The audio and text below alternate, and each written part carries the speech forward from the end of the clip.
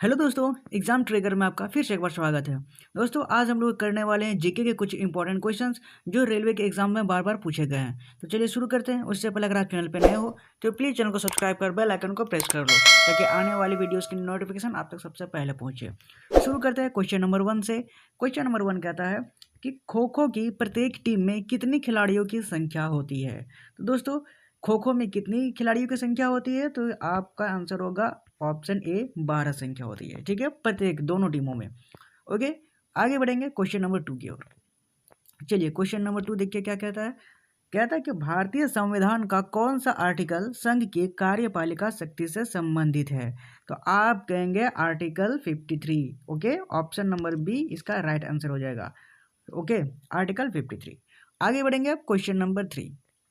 ये रहा question number 3। देखिए क्या कहता है।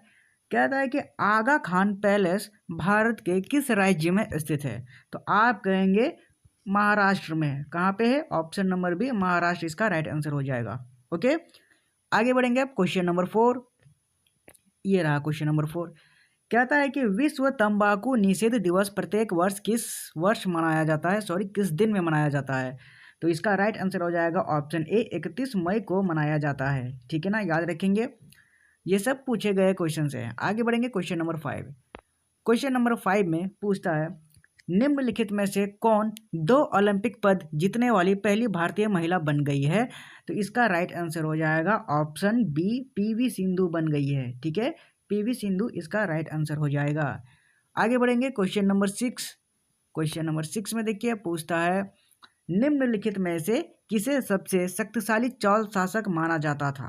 तो आप याद रखेंगे इसका राइट आंसर हो जाएगा ऑप्शन नंबर बी राजा राज प्रथम को। ओके, सबसे शक्तिशाली चौल शासक माना जाता था इनको। ओके, आगे बढ़ेंगे क्वेश्चन नंबर 7। 7 नंबर में कहता है कि भारतीय संविधान का कौन सा आर्टिकल संघ राज्य क्षेत्रों के प्रशासन से संबंधित है। तो दोस्तों इसका राइट आंसर हो जाएगा आर्टिकल 239 जो कि कहता है अनुच्छेद 239। ठीक है, संघ राज्य क्षेत्रों के प्रशासन से संबंध रखता है। आगे बढ़ेंगे क्वेश्चन नंबर 8। ये रहा क्वेश्चन नंबर 8। पूछता है भारत का पहला राज्य कौन सा है जिसने हर घर में छत वर्षा जल संग्रहण ढांचों का बनाना आवश्यक कर दिया है। तो दोस्तों इसका राइट आंसर हो जाएगा option number D Tamil Nadu. Okay, Tamil Nadu है। सभी हर घर में छत वर्षा जल संग्रहण ढांचों का बनाना आवश्यक कर दिया है। तमिलनाडु राज्य है वो। ओके, ये सबसे पहला राज्य है। आगे बढ़ेंगे क्वेश्चन नंबर 9। क्वेश्चन नंबर 9 में पूछता है कि हॉकी मैदान का आयाम क्या है। तो आयाम है इसका राइट आंसर हो जाएगा option number A 91.4 into 55 metre है उसका आयाम जो उसकी फील्ड होती है। ओके, आगे बढ़ेंगे क्वेश्चन नंबर 10। ये रहा क्वेश्चन नंबर 10। कहता है कि निम्नलिखित में से कौन सा नृत्य मंदिरों को समर्पित है और पहले सादिर के नाम से जाना जाता था। तो इसका राइट आंसर हो जाएगा ऑप्शन नंबर ए भरतनाट्यम। ओके, भरतनाट्यम इसका राइट आंसर हो जाएगा। याद रखेंगे। आगे बढ़ेंगे क्वेश्चन नंबर 11। ये सब रिपीटेड क्वेश्चन से इंपॉर्टेंट है। कहता है क्वेश्चन नंबर 11 सर्व शिक्षा अभियान किस वर्ष में शुरू किया गया था। तो इसका राइट आंसर हो जाएगा ऑप्शन नंबर बी 2001 में शुरू किया गया था। ठीक है, 2001 में सर्व शिक्षा अभियान शुरू किया गया था। आगे बढ़ेंगे क्वेश्चन नंबर 12। कहता है कि आरटीआई अधिनियम 2009 के किस आर्टिकल के तहत स्कूल प्रबंधन समिति के गठन करने के लिए प्रावधान बनाया गया है। तो इसका राइट आंसर हो जाएगा ऑप्शन नंबर ए आर्टिकल 21 कहता है। ठीक है, इसी अधिनियम के तहत। ओके, आगे बढ़ेंगे क्वेश्चन नंबर 13। ये रहा क्वेश्चन नंबर 13। कहता है कि 2005 में किशोर अवस्था शिक्षा कार्यक्रम AEP किसके द्वारा शुरू किया गया था। तो याद रखेंगे शुरू किया गया था मानव संसाधन विकास मंत्रालय द्वारा। ऑप्शन नंबर ए इसका राइट आंसर हो जाएगा। ठीक है, याद रखेंगे। आगे बढ़ते हैं क्वेश्चन नंबर 14। 14 नंबर में कहता है कि अक्टूबर 1937 में वर्धा में आयोजित अखिल भारतीय राष्ट्रीय शिक्षा सम्मेलन में शिक्षा की योजना किसने रखी थी। तो दोस्तों इसका राइट आंसर हो जाएगा महात्मा गांधी जी ने रखी थी, इसलिए ऑप्शन डी इसका राइट आंसर हो जाएगा। ठीक है, आगे बढ़ेंगे क्वेश्चन नंबर 15। 15 नंबर में कहता है कि भारतीय संविधान के राज्य के नीति के निर्देशक नीति के तहत निम्नलिखित में से कौन सा आर्टिकल सीधे बच्चों से संबंधित नहीं है। तो दोस्तों इसका राइट आंसर हो जाएगा आर्टिकल 48 और ये बच्चों से संबंध नहीं रखता है। ओके, आर्टिकल 48 इसका राइट आंसर हो जाएगा। आगे बढ़ेंगे क्वेश्चन नंबर 16 नंबर में कहता है कि उस उपकरण का नाम बताइए जो कंप्यूटर में निर्देशों को इंटरप्रेट और एग्जीक्यूट करता है। ऑप्शंस गलत है इसमें, इसलिए आगे बढ़ते हैं क्वेश्चन पे। क्वेश्चन नंबर 17 कहता है कि खिलजी वंश के कुछ मिस्टेक है शायद।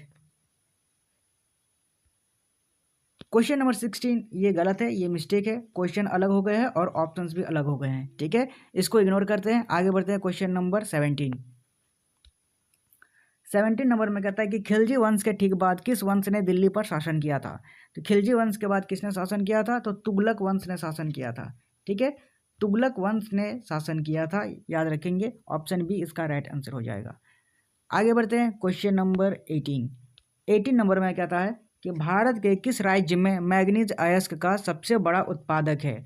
भारत के किस राज्य में मैग्नीज का सबसे बड़ा उत्पादक है, तो याद रखेंगे वो उड़ीसा है, तो इसलिए ऑप्शन ए इसका राइट आंसर हो जाएगा। ठीक है, आगे बढ़ेंगे क्वेश्चन नंबर 19 की ओर। 19 नंबर में कहता है कि RMSA का फुल फॉर्म क्या है, पूर्ण रूप क्या है। तो इसका राइट आंसर हो जाएगा ऑप्शन डी, राष्ट्रीय माध्यमिक शिक्षा अभियान। इसका पूरा का पूरा फुल फॉर्म होता है, पूरा नाम होता है, तो याद रखेंगे। आगे बढ़ेंगे क्वेश्चन नंबर 20 नंबर में पूछता है निम्नलिखित में से कौन भारतीय राष्ट्रीय भुगतान निगम का उत्पाद नहीं है। तो दोस्तों इसका राइट आंसर हो जाएगा ऑप्शन नंबर सी, विदेशी मुद्रा भंडार। ठीक है, ऑप्शन सी इसका राइट आंसर हो जाएगा। रेलवे के सारे पूछे गए एग्जाम्स में क्वेश्चन है ये सब। आगे बढ़ेंगे क्वेश्चन नंबर 21 कहता है निम्नलिखित में से कौन सी नदी यमुना नदी की सहायक नदी नहीं है। तो इन ऑप्शंस में से हो जाएगा गंडक नदी। गंडक नदी ये बिल्कुल भी यमुना नदी की सहायक नदी नहीं है। ठीक है, आगे बढ़ेंगे क्वेश्चन नंबर 22 कहता है कि अलकनंदा नदी भारत में भगीरथी नदी में कहाँ मिलती है। तो अलकनंदा नदी भारत में भगीरथी नदी पे कहाँ मिलती है, तो मिलती है देवप्रयाग में। ठीक है, देवप्रयाग में जाकर मिल जाती है। ऑप्शन डी इसका राइट आंसर हो जाएगा। आगे बढ़ेंगे क्वेश्चन नंबर 23 नंबर में पूछता है कि भारत में आयुध अधिनियम किस वर्ष में पारित किया गया था। तो इसका राइट आंसर हो जाएगा आयुध अधिनियम ये 1959 में पारित किया गया था, इसलिए ऑप्शन बी इसका राइट आंसर हो जाएगा। ठीक है, आगे बढ़ेंगे क्वेश्चन नंबर 24 कहता है कि निम्नलिखित में से कौन सा सोडा फाउंटेन बनाने में प्रयुक्त सामग्री नहीं है। तो याद रखेंगे चॉकलेट का सिरप जो होता है वो फाउंटेन बनाने में सामग्री ये नहीं है, चॉकलेट का सिरप। ठीक है, आगे बढ़ेंगे क्वेश्चन नंबर 25 नंबर में कहता है कि भारतीय मानक समय ग्रीनविच मीन टाइम जो होता है, ग्रीनविच माध्य कितने समय से आगे है। तो याद रखेंगे वो 5.5 घंटे आगे है, मतलब 5 घंटे 30 मिनट आगे है, इसलिए ऑप्शन डी इसका राइट आंसर हो जाएगा। आगे बढ़ेंगे क्वेश्चन नंबर 26 में कहता है कि मौर्य राजवंश का प्रथम शासक कौन था। तो मौर्य राजवंश का प्रथम शासक सभी जानते हैं चंद्रगुप्त मौर्य था, और इसलिए ऑप्शन बी इसका राइट आंसर हो जाएगा। ठीक है, आगे बढ़ेंगे अगले क्वेश्चन पे। क्वेश्चन नंबर 27 कहता है भारतीय संविधान में कौन सा आर्टिकल कानून के समक्ष समानता को निर्दिष्ट करता है। तो याद रखेंगे इसका राइट आंसर हो जाएगा ऑप्शन नंबर बी, अनुच्छेद 14 यानी आर्टिकल 14 जो है वो कहता है कि कानून के समक्ष समानता को निर्दिष्ट करता है, इसलिए ऑप्शन बी इसका राइट आंसर हो जाएगा। ठीक है, आगे बढ़ेंगे क्वेश्चन नंबर 28 कहता है नील विद्रोह एक कृषक आंदोलन और बंगाल भारत में कब शुरू हुआ था। तो याद रखेंगे ये शुरू हुआ था 1859 में, इसलिए ऑप्शन डी इसका राइट आंसर हो जाएगा। ओके, आगे बढ़ते हैं क्वेश्चन नंबर 29 कहता है कि फील्ड मार्शल के पद पर पदोन्नत होने वाले पहले भारतीय सेना अधिकारी कौन थे। तो दोस्तों इसका राइट आंसर हो जाएगा सैम मानेकशॉ। विक्की कौशल की मूवी आ गई थी मानेकशॉ के नाम पे, इसलिए ऑप्शन सी इसका राइट आंसर हो जाएगा सैम मानेकशॉ। ओके, उम्मीद करता हूँ सारे क्वेश्चंस आपको पसंद आ रहे होंगे। आगे बढ़ेंगे क्वेश्चन नंबर 30 की ओर। कहता है भारत में द्रि उत्सव की शुरुआत कहाँ से हुई थी। तो इसका राइट आंसर हो जाएगा option number B, Arunachal Pradesh से हुई थी। ठीक है, अरुणाचल प्रदेश इसका राइट आंसर हो जाएगा। और सारे क्वेश्चंस अगर आपको पसंद आ रहे हैं तो प्लीज़ मेरे चैनल को सब्सक्राइब कर बेल आइकन को प्रेस कर लें, ताकि आने वाली वीडियोज़ आपके सबसे पहले पहुँचे। आगे बढ़ेंगे क्वेश्चन नंबर 31 कहता है प्रसिद्ध उपन्यास दुर्गेश नंदिनी किसने लिखा था। तो दोस्तों किसने लिखा था, राइट आंसर हो जाएगा बंकिम चंद्र चटर्जी ने लिखा था। ऑप्शन डी इसका राइट आंसर है। ठीक है, दुर्गेश नंदिनी। आगे बढ़ेंगे, क्वेश्चन नंबर 32 कहता है कि भारत में प्रसिद्ध गोल गुंबद कहाँ पर स्थित है। तो गोल गुंबद सभी जानते हैं कहाँ पे है, बीजापुर में। ऑप्शन डी इसका राइट आंसर हो जाएगा। ठीक है, रेलवे में पूछे गए क्वेश्चन है ये सब। आगे बढ़ते हैं, क्वेश्चन नंबर 33 कहता है कि एक भारतीय युद्ध कलाएं क्या है जिसकी उत्पत्ति आधुनिक केरल में हुई थी। तो दोस्तों वो एक मार्शल आर्ट है जो लड़ाई पीठ में यूज होती है, और वो आर्ट है कलरी पाट्टू। ठीक है, कलरी पाट्टू जो होती है वो केरल की कला है जो फाइटिंग में यूज होती है।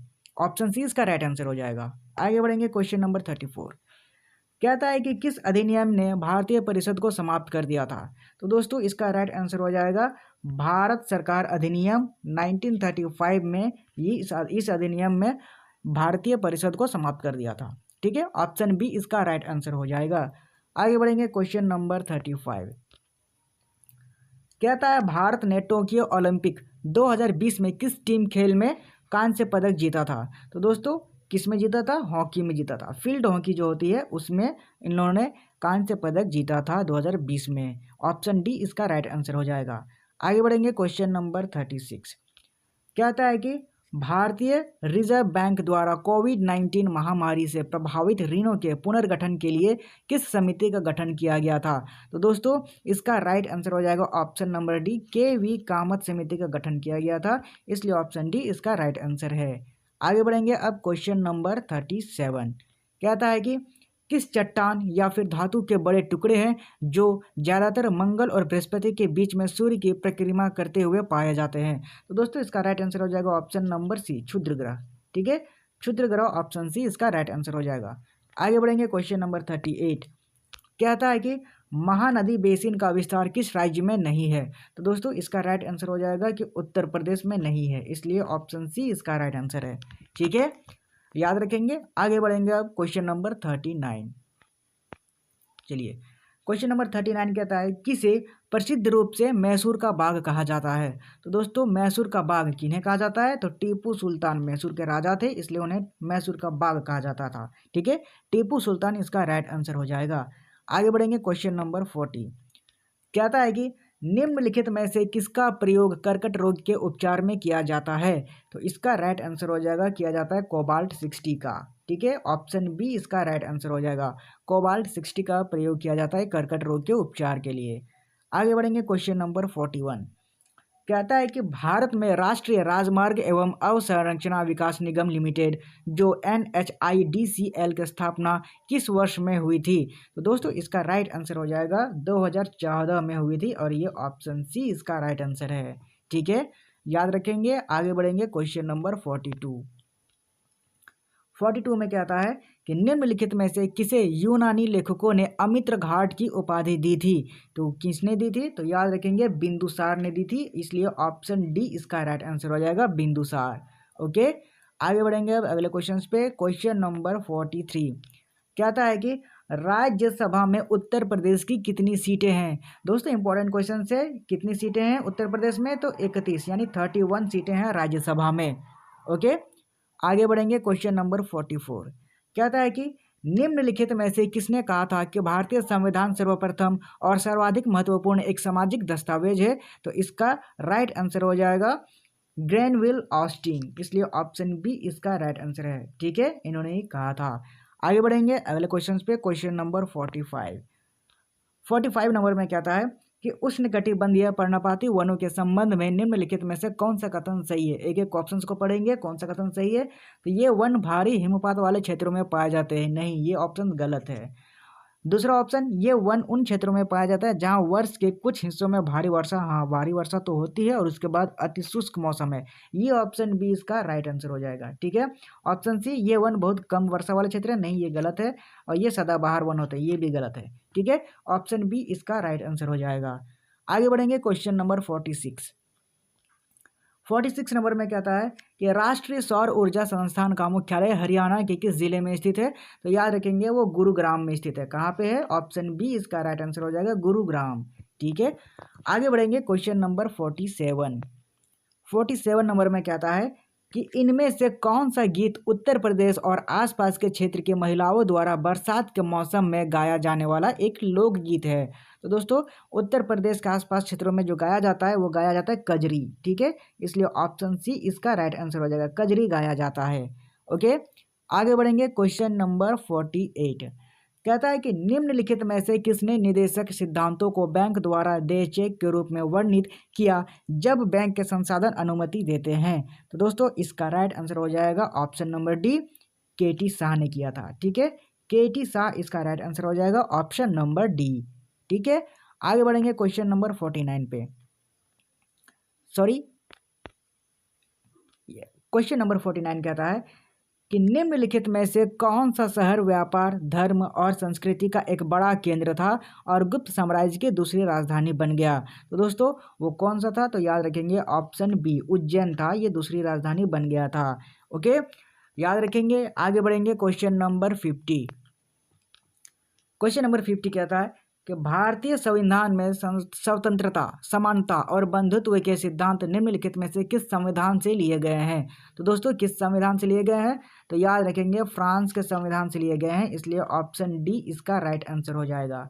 ठीक है, आगे बढ़ेंगे। क्वेश्चन नंबर 51 पूछता है निम्नलिखित में से कौन सा कुमाऊं हिमालय का सही विवरण है? तो दोस्तों हिमालय का सही विवरण है क्योंकि उसमें सतलुज और काली नदियों के बीच में स्थित है ये, इसलिए ये ऑप्शन डी इसका राइट आंसर हो जाएगा, सतलज और काली नदियों के बीच में है।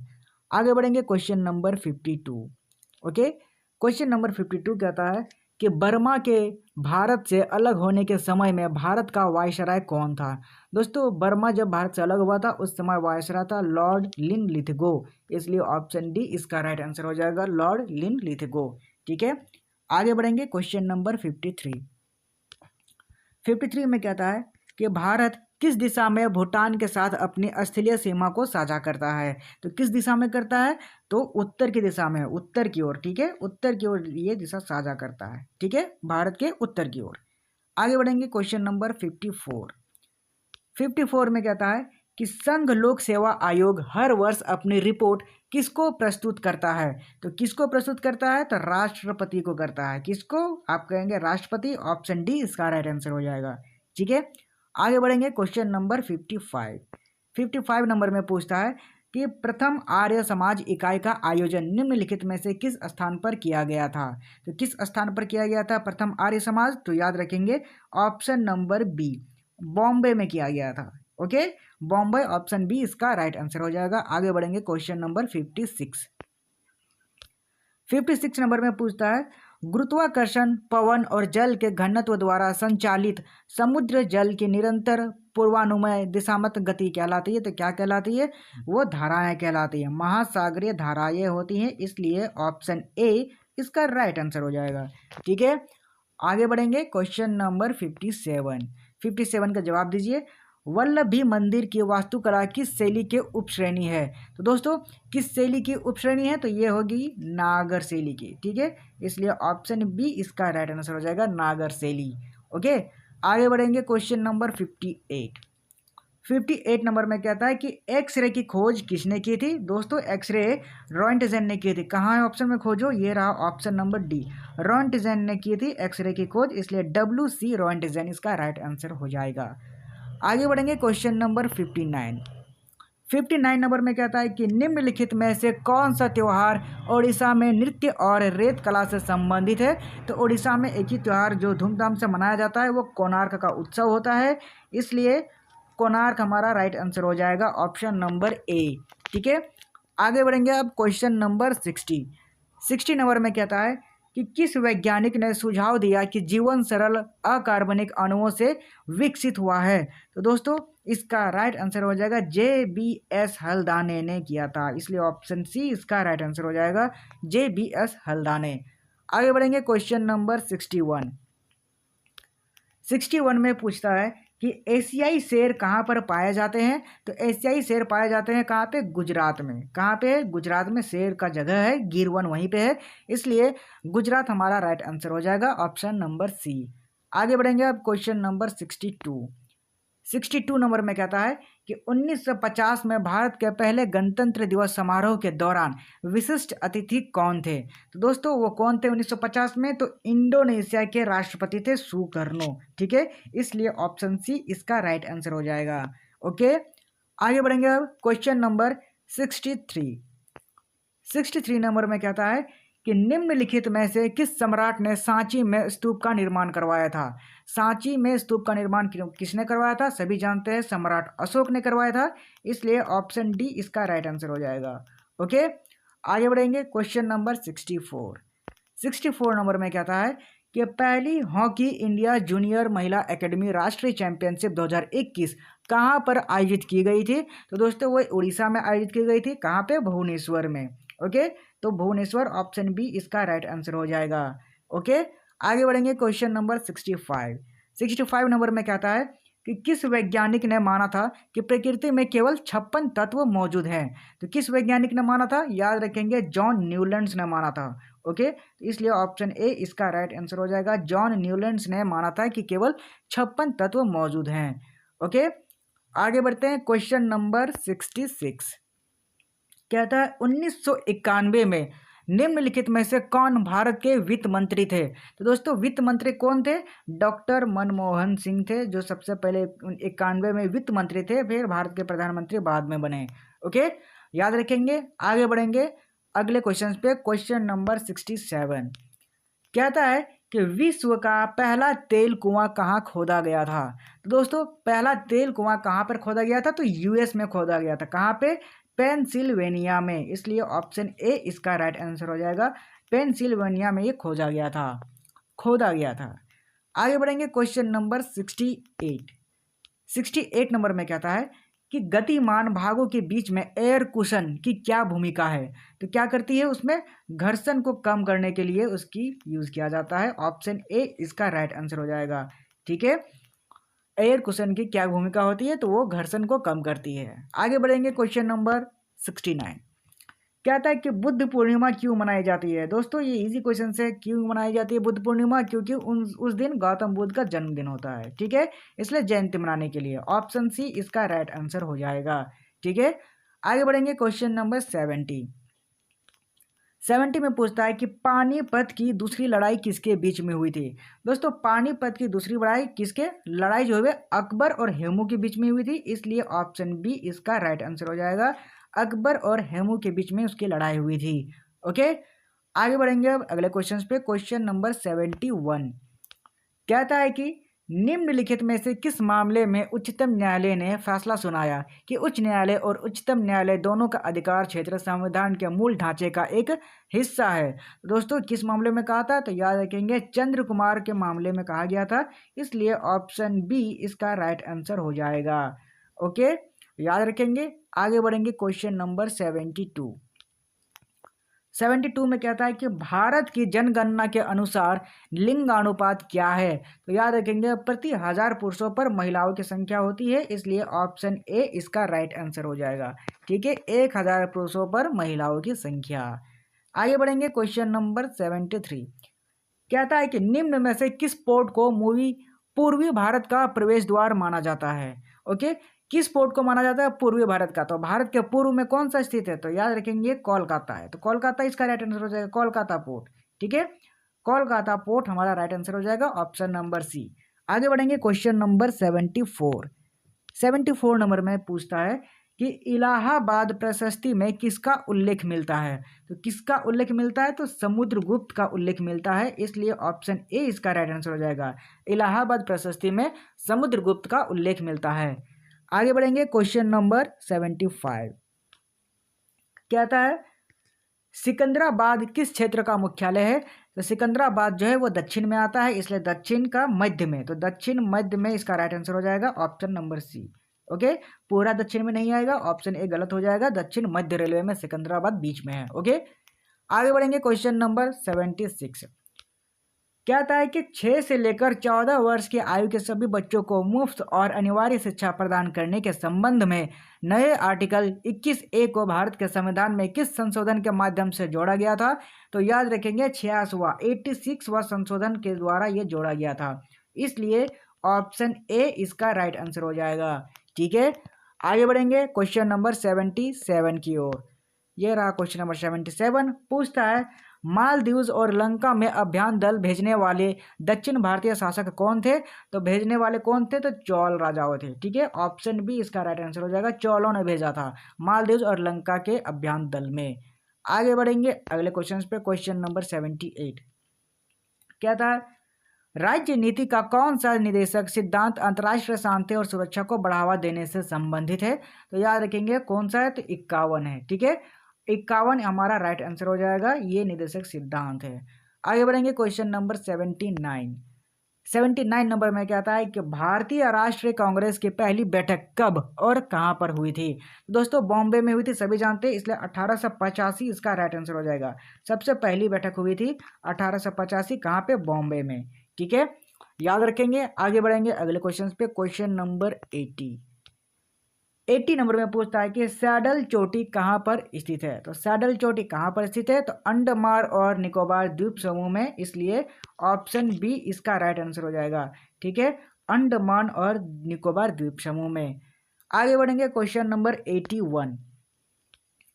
कहता है कि हिमालय में कितनी अनुदैर्ध्य समानांतर श्रेणियां हैं? तो दोस्तों हिमालय में कितनी है समानांतर श्रेणियां? तो 3 है, इसलिए ऑप्शन ए इसका राइट आंसर हो जाएगा। कितनी है? 3 है। आगे बढ़ेंगे क्वेश्चन नंबर 82। कहता है कि चंपारण सत्याग्रह भारत के निम्नलिखित में से किस राज्य में हुआ था? चंपारण सत्याग्रह कहाँ पे हुआ था?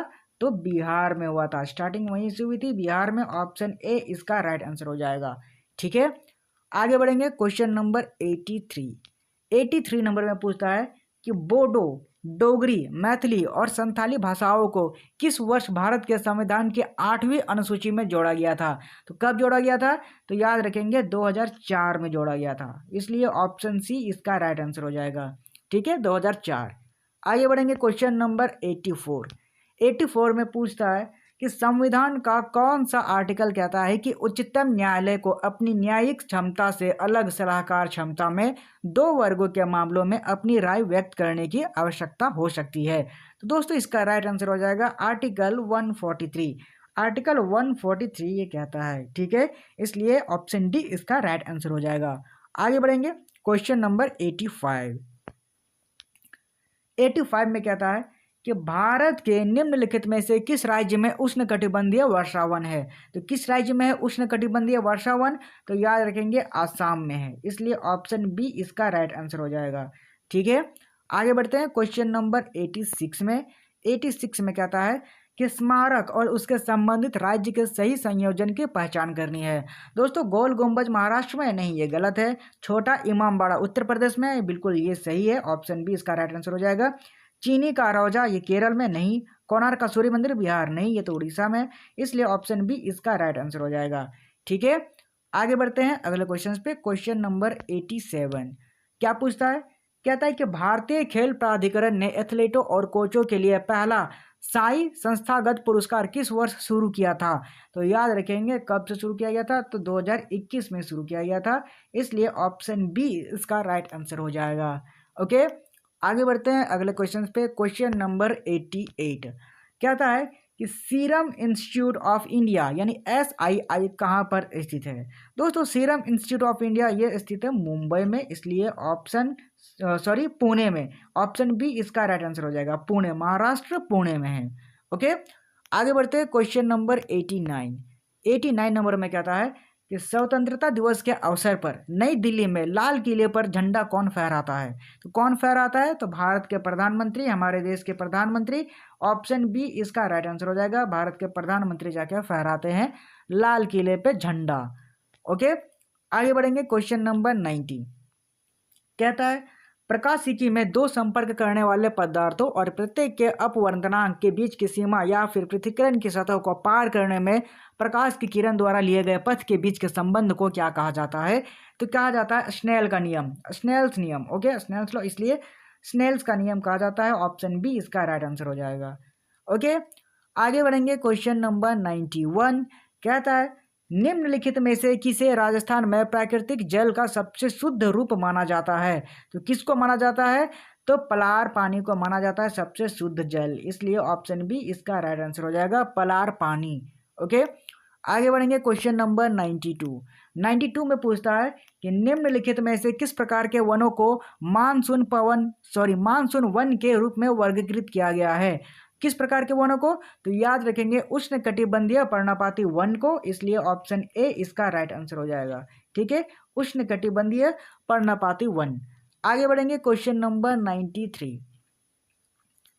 कहता है साप्ताहिक उर्दू भाषी समाचार पत्र अल हिलाल की स्थापना किसके द्वारा की गई थी। तो अल हिलाल की स्थापना किसके द्वारा की गई थी, तो आप कहेंगे मौलाना अबुल कलाम आज़ाद की द्वारा की गई थी। ऑप्शन बी इसका राइट आंसर हो जाएगा।